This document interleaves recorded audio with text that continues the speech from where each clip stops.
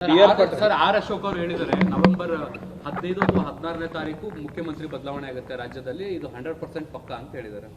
Okay, ಅಸ್ಟ್ರಾಲಜರ್ನ ನಾನು ಅವ್ರನ್ನೇ ಭೇಟಿ ಮಾಡ್ತೀನಿ. ಅವರು ಜ್ಯೋತಿಷ್ಯ ಆಗ ಹೇಳ್ತಾ ಇರ್ತಾರೆ. ನನ್ನ ಕನ್ಸಲ್ಟೆನ್ಸಿಗೆ ನಾನು ಅವ್ರನ್ನ ಭೇಟಿ ಮಾಡ್ತೀನಿ. ಬಜೆಟ್ ಅಲ್ಲಿ ಲಾಸ್ಟ್ ಟೈಮ್ ಆಂಧ್ರ ಪ್ರದೇಶಕ್ಕೆ ಜಾಸ್ತಿ ಆದ್ಯತೆ ಕೊಟ್ಟಿದ್ರು, ಈ ಬಾರಿ ಬಿಹಾರಕ್ಕೆ ಜಾಸ್ತಿ ಆದ್ಯತೆ ಕೊಟ್ಟಿದ್ದಾರೆ. ನಾನು ಅದನ್ನ ಮಾತಾಡಕ್ಕೆ ಹೋಗುದಿಲ್ಲ. ಬೇರೆ ರಾಜ್ಯದ ಸುದ್ದಿ ನನಗೆ ಬೇಡ. ಈಗ ನಮ್ಮ ಕರ್ನಾಟಕಕ್ಕೂ ಕೊಟ್ಟಿದ್ರು ಎಲೆಕ್ಷನ್ ಟೈಮ್ಗೆ 5,400 ಕೋಟಿ ಕೊಡ್ತೀವಿ ಅಂತ ಓದಿದ್ರು. ಅಪ್ಪರ್ ಭದ್ರಾ ಪ್ರಾಜೆಕ್ಟ್ಗೆ ಏನಾದ್ರು ಕೊಟ್ರಾ? ಈಗ it is A political decision. ಹಂಗೆ ಅದಕ್ಕೂ ಆಗಬಹುದು ಅಂತ ನಾನು ನಿರೀಕ್ಷೆ ಮಾಡ್ಕೊಂಡಿದ್ದೆ. ಸರ್, ಬೆಂಗಳೂರಿಗೆ ಹೆಚ್ಚಿನದಾಗಿ ನಿರೀಕ್ಷೆಯನ್ನ ಮಾಡ್ತಾ ಇದ್ದೀನಿ, ಎಲ್ಲೂ ಕಾಣಿಸ್ತಿಲ್ಲ.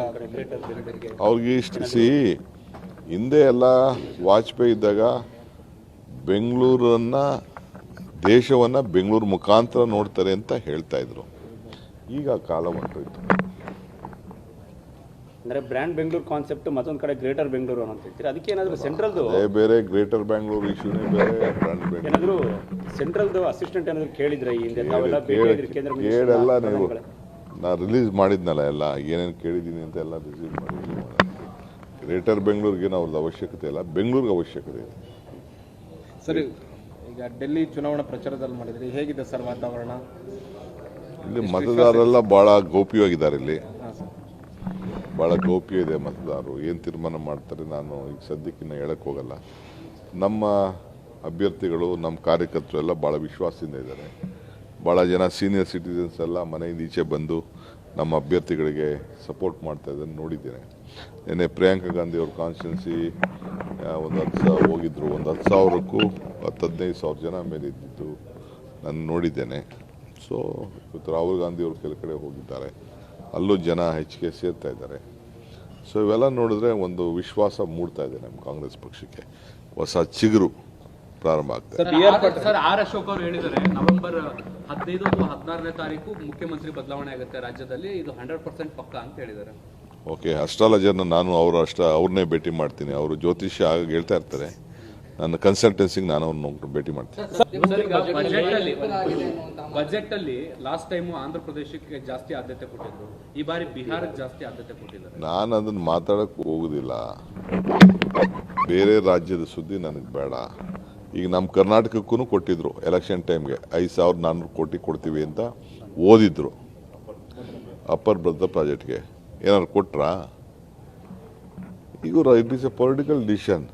ಹಂಗೆ ಅದಕ್ಕೂ ಆಗಬಹುದು ಅಂತ ನಾನು ನಿರೀಕ್ಷೆ ಮಾಡ್ಕೊಂಡಿದ್ದೆ. ಸರ್, ಬೆಂಗಳೂರಿಗೆ ಹೆಚ್ಚಿನದಾಗಿ ನಿರೀಕ್ಷೆಯನ್ನ ಮಾಡ್ತಾ ಇದ್ದೀನಿ, ಎಲ್ಲೂ ಕಾಣಿಸ್ತಿಲ್ಲ. ಅವ್ರಿಗೆ ಇಷ್ಟಿಸಿ ಹಿಂದೆ ಎಲ್ಲ ವಾಜಪೇಯಿ ಇದ್ದಾಗ ಬೆಂಗಳೂರನ್ನ ದೇಶವನ್ನ ಬೆಂಗಳೂರು ಮುಖಾಂತರ ನೋಡ್ತಾರೆ ಅಂತ ಹೇಳ್ತಾ ಇದ್ರು.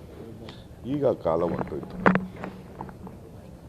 ಅಂದ್ರೆ ಬ್ರ್ಯಾಂಡ್ ಬೆಂಗಳೂರು ಕಾನ್ಸೆಪ್ಟ್, ಮತ್ತೊಂದು ಕಡೆ ಗ್ರೇಟರ್ ಬೆಂಗಳೂರು ಅಂತ ಹೇಳ್ತೀರಿ. ಅದಕ್ಕೆ ಏನಾದರೂ ಸೆಂಟ್ರಲ್ದು ಬೇರೆ ಗ್ರೇಟರ್ ಬೆಂಗಳೂರು ಇಶ್ಯೂನೇ ಬೇರೆ, ಬ್ರ್ಯಾಂಡ್ ಬೆಂಗಳೂರು ಏನಾದರೂ ಸೆಂಟ್ರಲ್ದು ಅಸಿಸ್ಟೆಂಟ್ ಏನಾದರೂ ಕೇಳಿದ್ರೆ ಈ ಹಿಂದೆ ತಾವೆಲ್ಲ ಕೇಂದ್ರ ಕೇಳೆಲ್ಲ ನೀವು ನಾ ರಿಲೀಸ್ ಮಾಡಿದ್ನಲ್ಲ, ಎಲ್ಲ ಏನೇನು ಕೇಳಿದ್ದೀನಿ ಅಂತ ಎಲ್ಲ ರಿಲೀಸ್ ಮಾಡಿದ್ದೀನಿ.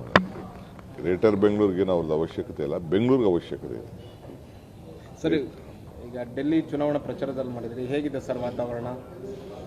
ಇಲ್ಲಿ ಮತದಾರರೆಲ್ಲ ಭಾಳ ಗೌಪ್ಯವಾಗಿದ್ದಾರೆ. ಇಲ್ಲಿ ಭಾಳ ಗೌಪ್ಯ ಇದೆ ಮತದಾರರು. ಏನು ತೀರ್ಮಾನ ಮಾಡ್ತಾರೆ ನಾನು ಈಗ ಸದ್ಯಕ್ಕಿನ್ನ ಹೇಳಕ್ಕೆ ಹೋಗಲ್ಲ. ನಮ್ಮ ಅಭ್ಯರ್ಥಿಗಳು, ನಮ್ಮ ಕಾರ್ಯಕರ್ತರು ಎಲ್ಲ ಭಾಳ ವಿಶ್ವಾಸದಿಂದ ಇದ್ದಾರೆ. ಭಾಳ ಜನ ಸೀನಿಯರ್ ಸಿಟಿಸನ್ಸ್ ಎಲ್ಲ ಮನೆಯಿಂದ ಈಚೆ ಬಂದು ನಮ್ಮ ಅಭ್ಯರ್ಥಿಗಳಿಗೆ ಸಪೋರ್ಟ್ ಮಾಡ್ತಾ ಇದ್ದನ್ನು ನೋಡಿದ್ದೇನೆ. ನಿನ್ನೆ ಪ್ರಿಯಾಂಕಾ ಗಾಂಧಿ ಅವ್ರ ಕಾನ್ಸ್ಟಿಟ್ಯೂನ್ಸಿ ಒಂದು 10,000 ಹೋಗಿದ್ರು. ಒಂದು 10,000ಕ್ಕೂ 10-15,000 ಜನ ಮೇಲೆ ಇದ್ದಿದ್ದು ನಾನು ನೋಡಿದ್ದೇನೆ. ಸೊ ಇವತ್ತು ರಾಹುಲ್ ಗಾಂಧಿ ಅವರು ಕೆಲ ಕಡೆ ಹೋಗಿದ್ದಾರೆ, ಅಲ್ಲೂ ಜನ ಹೆಚ್ಚಿಗೆ ಸೇರ್ತಾ ಇದ್ದಾರೆ. ಸೊ ಇವೆಲ್ಲ ನೋಡಿದ್ರೆ ಒಂದು ವಿಶ್ವಾಸ ಮೂಡ್ತಾ ಇದೆ ನಮ್ಮ ಕಾಂಗ್ರೆಸ್ ಪಕ್ಷಕ್ಕೆ. ಹೊಸ ಚಿಗುರು ಪ್ರಾರಂಭ ಆಗ್ತದೆ. ಹೆಚ್ಚಿನ ವಿಡಿಯೋಗಳಿಗೆ ಪ್ರತಿಧ್ವನಿ ಯೂಟ್ಯೂಬ್ ಚಾನೆಲ್ ಸಬ್ಸ್ಕ್ರೈಬ್ ಮಾಡಿ, ಬೆಲ್ ಐಕಾನ್ ಕ್ಲಿಕ್ ಮಾಡಿ.